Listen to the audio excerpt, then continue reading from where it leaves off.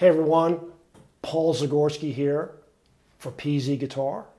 And so today the purpose of this series is to hopefully explain music theory and terminology so that a beginner guitarist will have a decent understanding of why music works the way it does. It can be frustrating reading or watching a YouTube video and the presenter is showing or saying things that are just confusing at best. This is where I hope these sessions will help. These are not practice routines.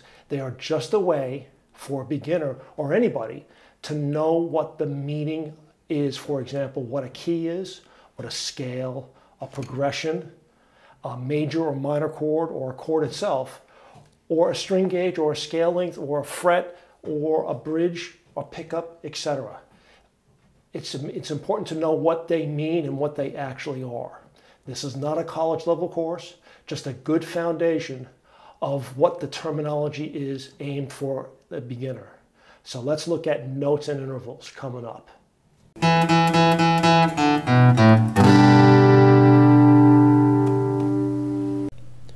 Today's beginner guitar theory subject is going to be notes and intervals. At a very high level, music theory provides the meaning of the vocabulary used to describe music. Doesn't matter what kind of music it is. Gregorian chant, 20th century jazz, gospel, pop, rock, classical, country western. This music theory can be used to describe all the elements of all of these various genres of music. Now, is it necessary to understand music theory? Yes and no. I mean, it helps to grasp the meaning of the various terms and concepts, but you don't need to get a bachelor's or master's degree in music. But it is helpful to know your musical neighborhood. And some of the high-level concepts that we will be talking about are melody. Melody is basically when you're whistling a song, that's the melody. Here's an example.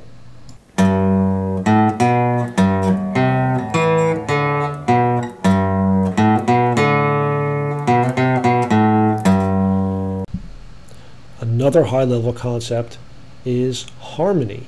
What are the other instruments doing, painting a sound picture, so to speak? Here's an example.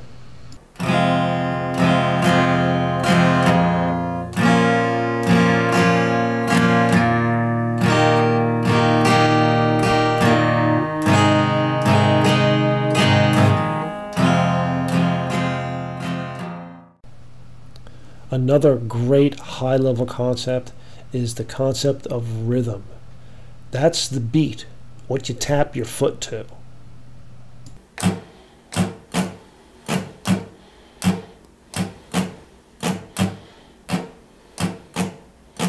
So do it with me.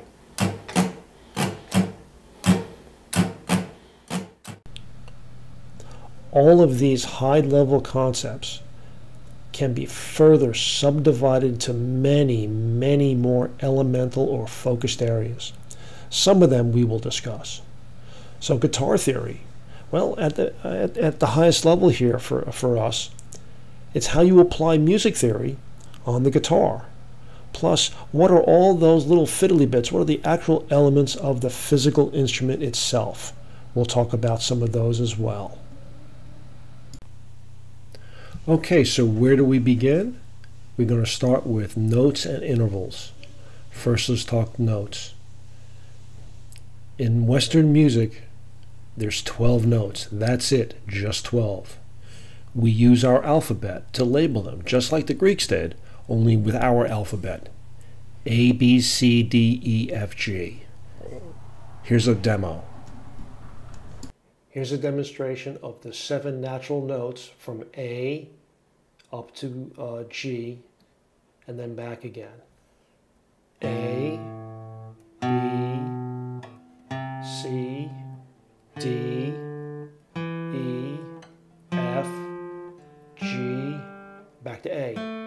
Let's go back down in pitch. A, G, F, E, D, C, B, A. These 7 letters signify the 7 natural note names. Remember that, natural. The other 5 notes in the system are there, but they have special attributes called sharps and flats. Here is our full musical alphabet. There's a note in between the natural note A and the natural note B. It actually has 2 names, A sharp or B flat. Each name describes the exact same pitch, but depending upon the context, sometimes the note is called an A sharp, other times it's called a B flat. Here's the chromatic scale, basically all 12 notes. And let's just use the 5th string, A string, to demonstrate. So that's open A. Half step up is going to be A sharp or B flat. And then B. A half step between B is going to be C. C sharp or D flat. The 5th fret is going to be D. D sharp or E flat. E.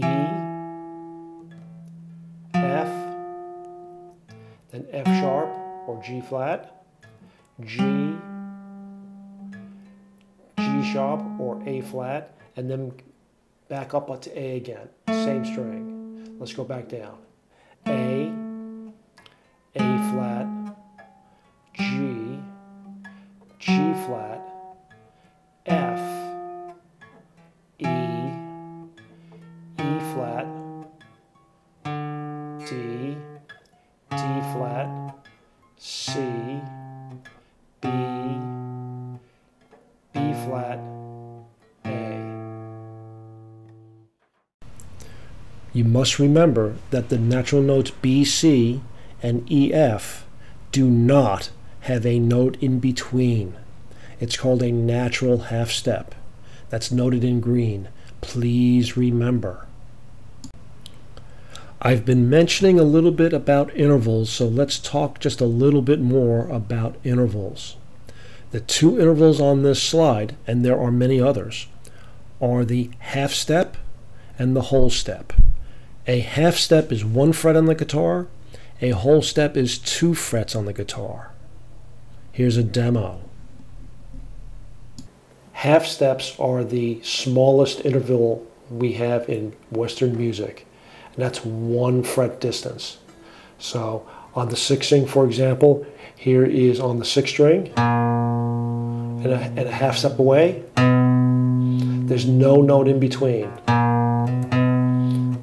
And that can happen anywhere on the fretboard. A half step is the smallest interval. It makes no difference whether you're going ascending or descending. Interval is still the same.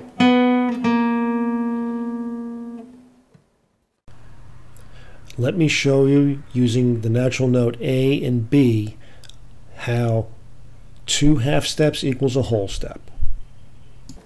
In the example that we were using on the screen, we were going from A to A sharp to B. Here's an A. A half step is going to be to A sharp or B flat, and then another half step to B. And so doing it in one gulp, A, B is a whole step. A to A sharp is a half step. A sharp to B is the other half step. Over time, I expect all these common intervals will be more easily understood and eventually actually identified by their sound by themselves. That's called ear training, and it will be extremely useful in identifying the music you hear and you actually finding those notes on the guitar. It will help in melodies, it will help in identifying harmonies, as it's all about the relationship between the intervals of the notes being played. Here are some intervals that are very, very useful to know and understand. The first one is unison. In other words, it's the same note and the same pitch. So here on the 6th string, E string, is the note A, and the open string down right next to it. It's the same note. That's unison. There's no half steps in between these two pitches.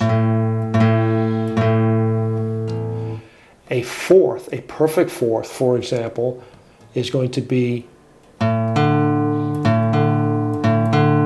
that is a fourth. It's a very, very pleasant sounding interval. And a fifth, which you'll find very useful in power chords, but which we'll talk about later, but here a fifth.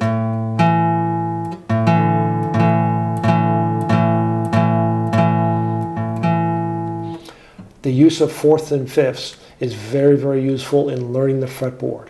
Here's an example.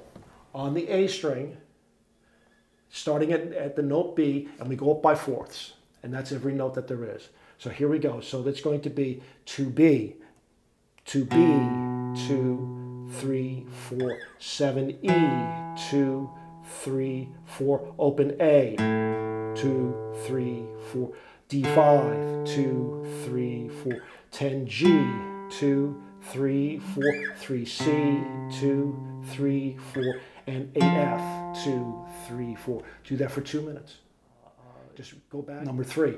Let's start off and go by fifths. And the cool thing here is that it's going by fifths is going to be the reverse of going by fourths. So whereas we did B, E, A, D, G, C, F, now we're going to do F, C, G, D, A, E, B. It's actually the reverse. And so there's a mnemonic that's for that. Fat cats go down alleys eating birds.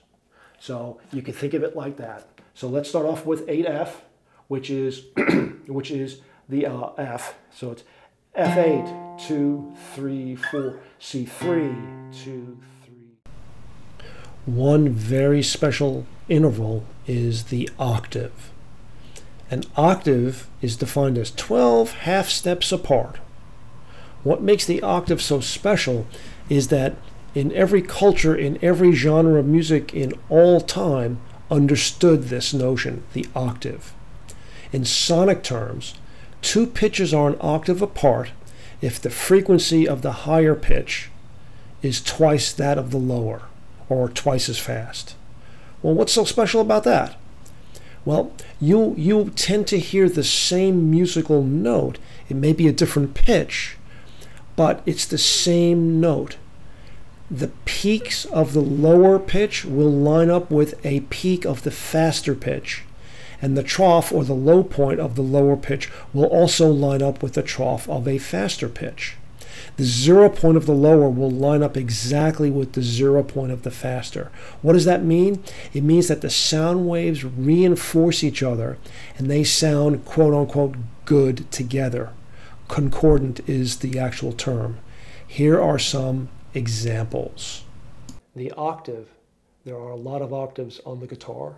So let's just start off with the low E string. And on the 12th fret is also an E.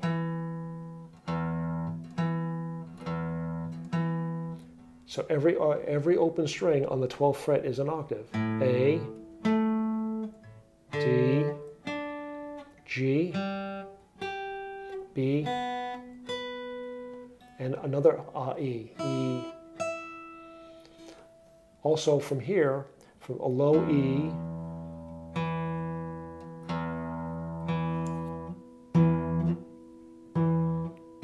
if I play them together, they kind of sound the same. If I change just one semitone on one of the notes, they don't quite line up the way they did before. You hear two different notes now. Here, I definitely hear two different pitches, but it's the same note. Here, two different pitches again, but two different notes. There's a beating between the two if you listen closely. Let's talk about the guitar and the notes, first in standard tuning. What are the strings' names? There's a great little memory trick. Eddie ate dynamite, goodbye Eddie. Here's a great memory trick. that many people know as to how to memorize the notes of the strings in standard tuning. E, A, D, G, B, E. Eddie, 8, dynamite, good, bye, Eddie. Eddie, 8, dynamite, good, bye, Eddie. Remember that. So now that you know what the notes of the strings are in the open position, you could now use your standard intervals that you've just learned to fill out the rest. E, half step to F, G, A, B, C, D, E. Similarly, B, C, D, E, F, G, A, back to B. Finally, we get to a recap here. So again, music theory, it's the framework, it's the baseline of discussion for all types of music. The musical alphabet, A, B, C, D, E, F, G, there's 12 notes, 7 natural names, and there's 5 notes with accidentals or sharps and flats. Not all the natural notes are spaced the same. I snuck in, and I didn't really talk about it, but I snuck in our first major scale. All those natural notes are the C major scale, and they have a very particular interval pattern, which we'll get into in future lessons here.